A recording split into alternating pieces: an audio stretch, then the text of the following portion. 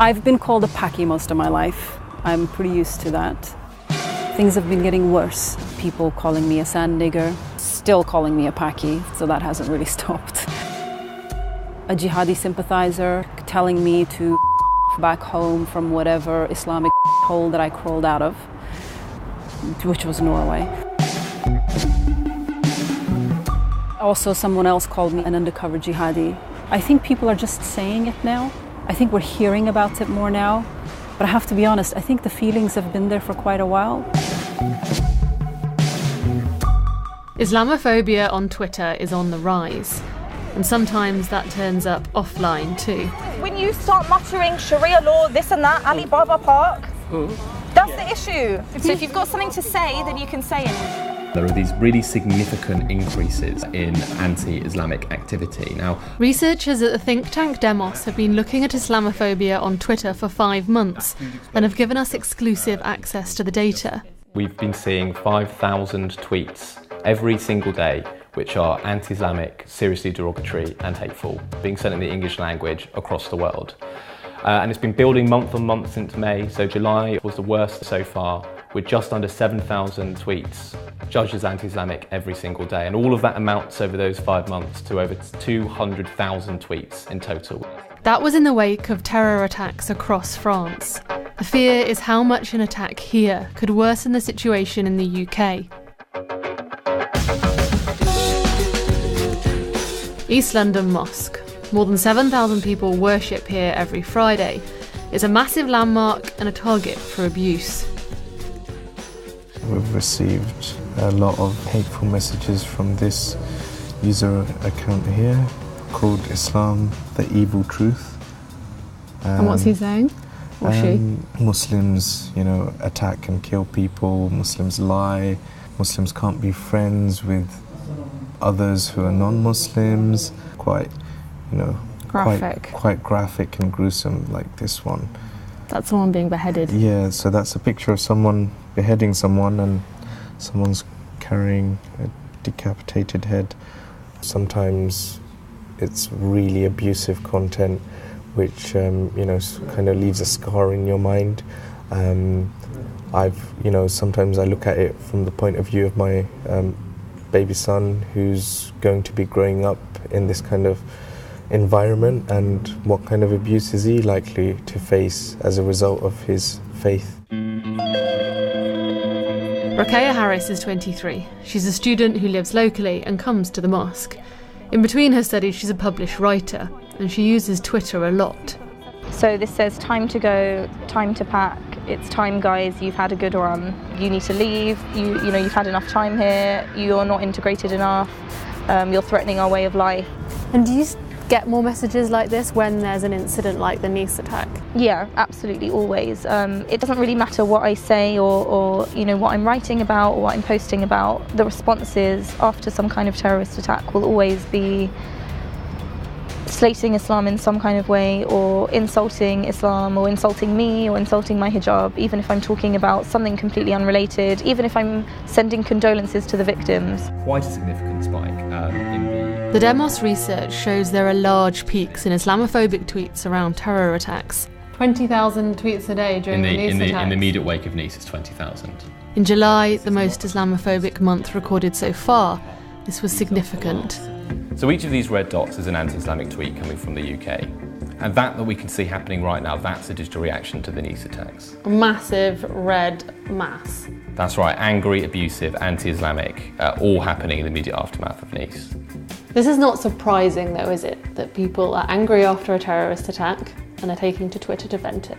It's not surprising, no. I mean, people are angry in the wake of terrorist attacks, but that's what also makes terrorist attacks very dangerous.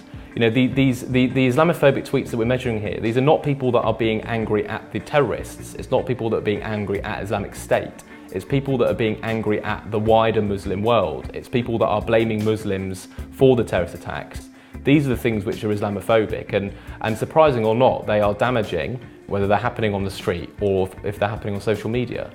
Obama is a damn raghead explains a lot. Sorry to hear about France, these Muzzies just don't quit. So what do we do about it? Well, it's very difficult. It's important to say, actually, only a thin sliver of this is actually illegal. Only when there's an actual threat to life are people actually breaking the law. All the rest of this is actually sub-criminality, and therefore the people that are in the online space actually are far less protected than the offline space when it comes to receiving that kind of abuse. Do you think Muslims are doing enough to separate themselves from atrocities like what happened in Nice? Yes, I absolutely do think that Muslims are doing a lot to condemn these kind of attacks and disassociate themselves. I mean, community leaders are constantly coming out to condemn these kind of attacks. At Friday prayers, the Imam will often condemn attacks that really have nothing to do with them. And it's come to the point now where I don't really think that me condemning these kind of attacks are going to change people's opinions. While I'm interviewing Ruqayyah, a man behind us starts interrupting. I ask him if he can keep his voice down. He replies saying it's free speech, and then he adds, "There's no Sharia law here." It's freedom of expression, but you've obviously chosen to sit here right now. So if you've got something to say, then you can say it. Do you want to talk about Sharia law? You want to talk about Sharia law to me? We'll talk about Sharia law. You obviously said it for a reason. I wasn't talking to you. Yeah, who are you talking to? Who are you talking to about Sharia law here, sir? We're losing our right to freedom of expression. And I think... Why is that? Because we are. We're being told to be politically correct when we don't want to be politically correct. Okay, listen, political correctness is one thing. I understand that you feel that you want to have a right to say certain things. I understand that, but we don't want Sharia law. Conjecture, whatever. Yeah, but I'm telling you as a Muslim that is not something. I'm telling you as a Muslim that isn't something that I want. The way I see Islam, and again, I don't know too much about Islam, but to me, I see it as an ideology as opposed to a religion. I don't see it as a religion. I see it as an ideology. I know, but that is you, sir, and that is a result of the things that you see happening around the world. I understand. When you see the things happening around the world, you think that it is an ideology. I'm not stereotyping you. I don't wish for you to stereotype me.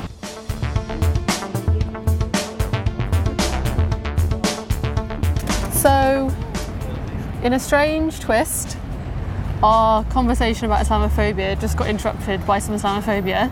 What do you think of what you had to say? It does make me a bit sad that it's this normalised now, that it's almost like I cannot, sit in a park with you and have a conversation without some kind of Islamophobe wanting to get a word in. But as the conversation went on, as I engaged with him, which I do think sometimes it is worth doing because you don't know where these people have formed their opinions from. And I think that people really struggle to differentiate between everything they read and see on the news and things that they see happening around the world, how they kind of disassociate that with everyday Muslims that they see.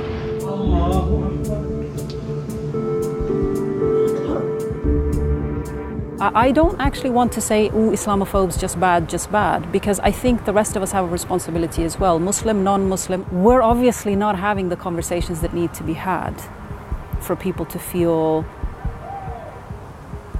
safe enough that they can have real conversations and get beyond the name calling. Dia Khan is a documentary filmmaker who set up a magazine called Sisterhood to showcase female Muslim writers.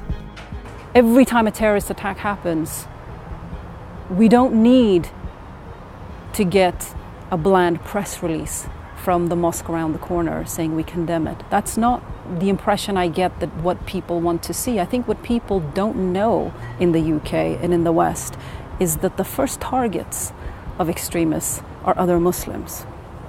Muslims have been dying and suffering at the hands of these barbaric groups for decades, and nobody cared because the victims looked like me. Now people care because the victim looks like you.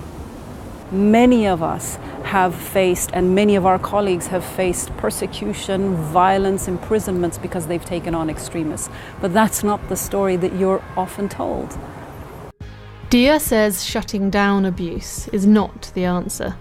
Look, I don't like racist Islamophobes, I don't like sexist pigs, I don't like lots of people, but just shutting them down isn't going to resolve this. The feelings don't disappear. The fact of the matter is, the UK is never going to be white again.